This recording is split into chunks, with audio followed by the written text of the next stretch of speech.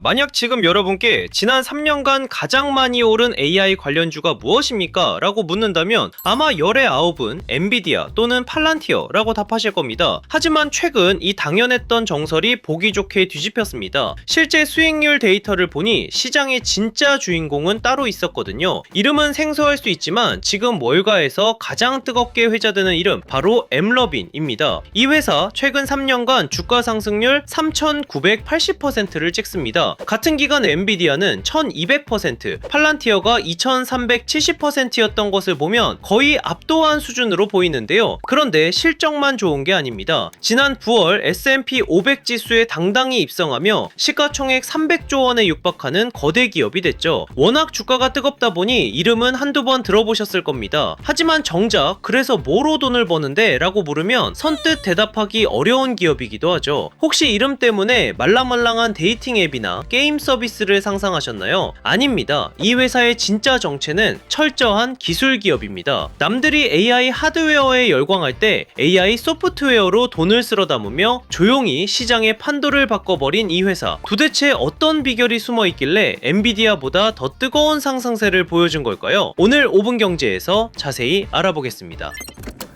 일단 먼저 소름 돋는 사실 하나 알려드리겠습니다. 이 회사가 뭐하는 곳인지 정확히 몰랐다 해도 이미 여러분은 이 회사의 손바닥 안에 있을 확률이 99%입니다. 이 회사의 시스템이 심어져 있는 전 세계 모바일 기기 수가 무려 10억 대 단위에 달하거든요. 틱톡이나 인스타그램 못지않은 말 그대로 글로벌 모바일 생태계를 장악하고 있다는 뜻이죠. 지구촌 인구 5명 중 1명은 오늘 출근길 지하철이나 화장실에서 스마트폰을 보다가 자신도 모르게 이 회사에 돈을 벌어다 줬을 겁니다. 에이, 난 돈 쓴 적 없는데? 싶으시죠? 우리가 흔히 스마트폰 무료 게임을 할 때를 떠올려 보세요. 게임을 하다가 하트가 부족하거나 아이템이 필요할 때 30초 광고 보고 무료 아이템 받기, 이 버튼 다들 한 번쯤 눌러본 적 있으시죠? 우리는 그 30초를 공짜라고 생각합니다. 내 돈 나가는 거 아니니까 멍하니 화면만 쳐다보면 그만이잖아요. 그런데 바로 그 0.1초의 짧은 순간 여러분의 스마트폰 뒤편에서는 소름 돋는 일이 벌어지고 있습니다. 지금 서울 지하철 2호선에 있는 30대 남성이 화면을 보고 있다. 이 사람에게 광고 보여줄 기업 있나? 하고 순식간에 실시간 경매가 시작되는 거죠. 이 복잡한 돈의 흐름을 지휘하고 중개하는 심판, 그게 바로 엠러빈입니다. 전 세계에서 돈 좀 번다는 상위권 모바일 게임의 상당수가 엠러빈의 기술을 쓰고 있죠. 구글이나 메타 같은 거대 기업들도 모바일 게임 광고 시장에서만큼은 엠러빈의 앞마당을 빌려 써야 하는 상황인 겁니다. 더 무서운 건 이들의 수익성입니다. 일반적인 제조업은 물건 하나 팔면 원가 떼고 공장 돌리고 재고 관리하느라 남는 게 별로 없잖아요. 하지만 엠러빈은 공장도 재고도 없이 오직 고도화된 소프트웨어 코드로만 움직이다 보니 마진율이 무려 80%가 넘어가요. 그 잘 나간다는 구글이나 페이스북조차 영업이익률은 보통 30%에서 40% 수준인데 말이죠. 쉽게 말해 만원어치를 팔면 다른 곳은 3-4천원 남기기도 벅찬데 엠러빈은 앉은 자리에서 8천원 남겨먹는다는 소리입니다. 그렇다면 여기서 자연스러운 의문이 하나 생깁니다. 아니, 이렇게 대단한 회사라면 왜 그동안 우리는 몰랐을까? 왜 월가 전문가들조차 이 회사를 두고 그냥저냥한 중소형 주식이라며 무시했을까? 그 이유는 아주 단순했습니다. 세상 사람들 모두가 엠러빈을 그저 모바일 게임 만드는 회사라고 철석같이 믿고 있었기 때문이죠. 사실 이런 오해를 살만도 했습니다. 불과 몇 년 전인 2019년까지만 해도 엠러빈의 매출 장부를 뜯어보면 전체 수입의 80% 이상이 게임에서 나왔거든요. 혹시 지하철 옆자리 사람이 미친듯이 벽돌을 깨거나 퍼즐을 맞추는 모습을 보신 적 있으실 텐데요. 그 게임들 알고 보면 대부분 엠러빈 소유의 스튜디오들이 만든 겁니다. 그래서 겉으로 보기엔 영락없는 게임 회사였죠. 투자자들은 생각했습니다. 게임주? 그거 흥행하면 대박이고 망하면 쪽박차는 도박판 아니야? 굳이 내 돈을 태울 필요는 없지. 그렇게 엠러빈은 관심 목록에서 지워진 거죠. 하지만 엠러빈이 수천억 원을 들여 게임 회사들을 사들이고 직접 게임을 운영했던 진짜 이유는 게임을 팔아 돈을 벌기 위함이 아니었습니다. 그들의 진짜 목적은 바로 데이터였어요. 전 세계 수억 명의 사람들이 언제 게임을 켜는지, 어떤 아이템에 돈을 쓰는지, 어떤 순간에 광고를 참지 못하고 누르는지를 관찰하기 위한 거대한 실험실이 필요했던 겁니다. 그리고 이 실험실에서 얻은 방대한 데이터를 먹이 삼아 인공지능 광고 엔진 엑슨을 키우고 있었던 거죠. 이 엑슨이라는 녀석의 정체가 드러난 건 아이러니하게도 모바일 광고 시장에 핵폭탄이 떨어진 직후였습니다. 기억하실 겁니다. 애플이 사용자 개인정보 추적하지 마 라며 IDFA 즉 광고 식별자 수집을 차단해버렸던 사건 말이죠. 이 정책 하나 때문에 그 잘나가던 페이스북 지금의 메타 주가가 하루아침에 폭락하고 전세계 광고판이 뒤집어졌습니다. 이제 타겟팅 광고는 죽었다라는 곡소리가 나왔죠. 그런데 놀랍게도 다들 죽겠다고 아우성칠 때 엠러빈만 혼자 웃었습니다. 왜냐? 엠러빈의 X는 애초에 당신이 누구인가를 궁금해하지 않았거든요. 이게 무슨 말이냐면 기존의 구글이나 메타 방식은 신상 털기에 가까웠습니다. 이 사람은 30대 남성이고 서울에 살고 최근에 운동화를 검색했어. 그러니까 나이키 광고를 보여주자 이런 식이었죠. 그런데 애플이 개인정보를 막아버리자 이 공식이 깨진 겁니다. 하지만 엠러빈의 접근 방식은 완전히 달랐습니다. 그들은 신상이 아니라 행동과 맥락을 봅니다. 예를 들어볼까요? 여러분이 퇴근길에 어려운 퍼즐 게임을 하고 있습니다. 레벨 10탄에서 지금 3번 연속 죽었습니다. 슬슬 짜증이 나고 스트레스가 치솟는 바로 그 타이밍, X는 이 좌절의 순간을 기가 막히게 포착합니다. 그리고 계산하죠. 지금 이 유저는 화가 났어. 복잡한 광고는 싫어할 거야. 대신 스트레스를 한 방에 날려버릴 수 있는 아주 단순하고 시원한 슈팅 게임 광고를 보여주면 클릭할 확률이 90%다. 그리고 정확히 그 순간 여러분의 화면에 광고를 띄웁니다. 즉, 이건 개인의 취향을 맞추는 게 아니라 심리 상태와 지갑이 열리는 패턴을 읽어내는 겁니다. 이 사람은 누구인가를 묻는 게 아니라 이 사람은 지금 무엇을 원할 확률이 높은가를 예측하는 확률 게임인 셈이죠. 개인정보가 없어도 기가 막히게 적중하는 이 기술 덕분에 엠러빈은 애플의 규제를 비웃기라도 하듯 오히려 더 성장할 수 있었죠. 이걸 본 사람들은 이렇게 생각했습니다. 아니, 이렇게 훌륭한 AI 엔진을 완성했다면 이제 게임 사업이랑 같이 잘 굴려서 돈 쓸어 담으면 되는 거 아니야? 그런데 이 회사의 CEO는 아주 충격적인 결단을 내립니다. 우리가 가진 게임 사업 전부 다 팔아버리겠다 라고 말이죠. 그래도 나름 돈 잘 벌던 전체 매출의 3분의 1을 차지하던 핵심 사업부를 하루아침에 남에게 넘기겠다고 선언한 겁니다. 도대체 왜 이런 결정을 내린 걸까요? 사실 그 뒤에는 아주 치밀하고도 무서운 큰 그림이 숨겨져 있었습니다. 엠러빈 CEO의 눈은 전혀 다른 곳을 보고 있었습니다. 그는 이 게임 사업부가 회사의 성장을 가로막는 가장 큰 걸림돌이라고 판단했는데요. 여기서 비즈니스의 아주 냉정한 섭리, 바로 이해상충의 문제가 등장합니다. 예를 들어 여러분이 배달앱을 운영하는 기업 주인이라고 칩시다. 수많은 치킨집 사장님들이 여러분 앱에 광고비를 내고 치킨을 팔겠죠. 그런데 어느 날 이 배달앱의 주인인 여러분이 직접 치킨 브랜드를 만들어서 입점시켰다고 해보겠습니다. 자, 그러면 이때부터 다른 치킨집 사장님들은 이런 의심을 할 수밖에 없게 되는 겁니다.